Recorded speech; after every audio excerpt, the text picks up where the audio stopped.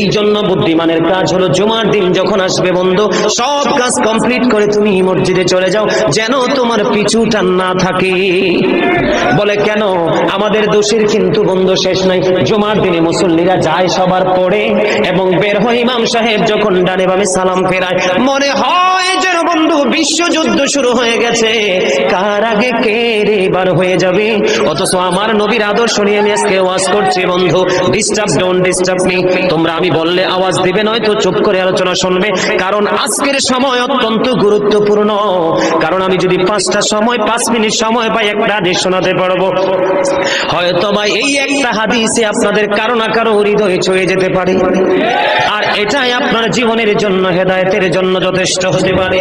বন্ধু, মুসল্লিরা যায় রে সবার পরে, বের হয়ে আসে সবার আগে, এটা মুসলমানের কখনো চরিত্র হতে পারে না।